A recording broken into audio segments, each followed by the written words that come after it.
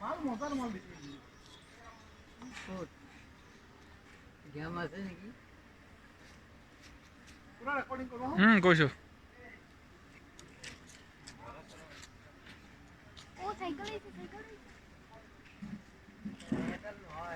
ই ভালকে লাগা নাই নেকি?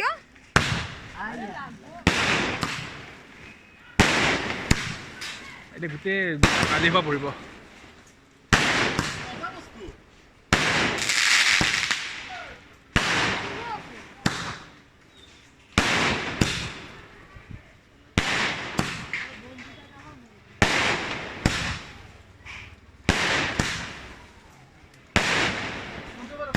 কৰি আছোঁ।